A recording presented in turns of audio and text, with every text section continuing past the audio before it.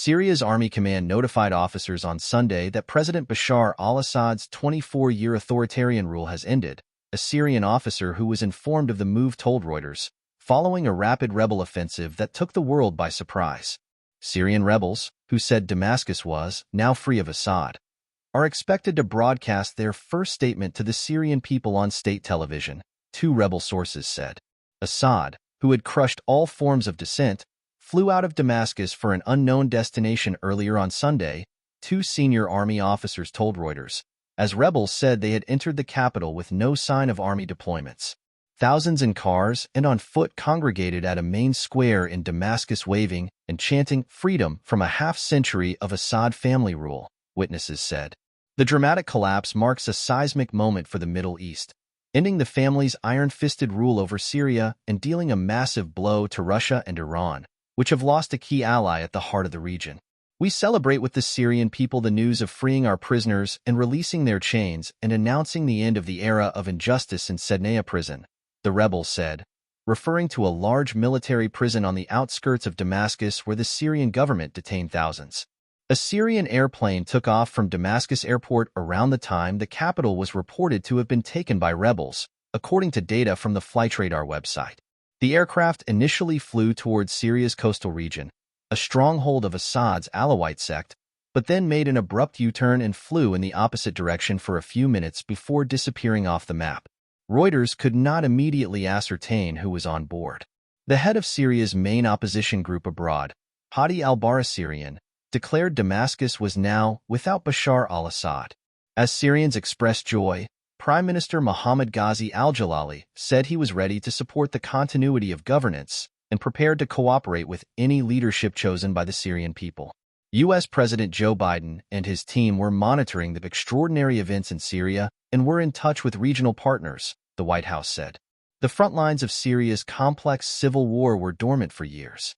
Then Islamists once affiliated with al-Qaeda suddenly burst into action, posing the biggest challenge to Assad, who had survived years of grueling war and international isolation with the help of Russia, Iran, and Lebanon's Hezbollah. But Assad's allies were focused on and weakened by other crises, leaving Assad at the mercy of his opponents with an army that was not prepared to defend him. Syrian rebel leader Ahmed al-Sharaa said on Sunday that it was prohibited to go near public institutions that he said will remain under the supervision of the former prime minister until they were officially handed over. Israel, which has severely weakened the Iran-backed groups Hezbollah in Lebanon and Hamas in Gaza, will likely celebrate the fall of Assad, another of Iran's key regional allies. But the prospects of an Islamist group ruling Syria will likely raise concerns.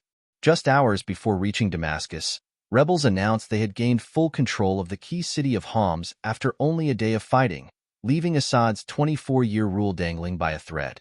Thousands of Homs residents poured onto the streets after the army withdrew from the central city, dancing and chanting, "Assad is gone, Homs is free, and long live Syria and down with Bashar al-Assad." Rebels fired into the air in celebration, and youths tore down posters of the Syrian president, whose territorial control has collapsed in a dizzying week-long retreat by the military. The fall of Homs gave the insurgents control over Syria's strategic heartland and a key highway crossroads, severing Damascus from the coastal region that is the stronghold of Assad's Alawite sect and where his Russian allies have a naval base and air base. Homs' capture is also a powerful symbol of the rebel movement's dramatic comeback in the 13-year-old conflict. Swathes of Homs were destroyed by grueling siege warfare between the rebels and the army years ago. The fighting ground down the insurgents, who were forced out. Hayat Tahrir al-Sham commander Abu Muhammad al-Golani, the main rebel leader, called the capture of Homs a historic moment and urged fighters not to harm those who dropped their arms. Rebels freed thousands of detainees from the city prison. Security forces left in haste after burning their documents. Syrian rebel commander Hassan Abdul Ghani said in a statement early Sunday that operations were ongoing to completely liberate the countryside around Damascus, and rebel forces were looking toward the capital. In one suburb, a statue of Assad's father, the late President Hafez al-Assad, was toppled and torn apart. Outside the city, rebels swept across the entire southwest over 24 hours and established control. Existential threat to Assad rule. The pace of events has stunned Arab capitals and raised fears of a new wave of regional instability.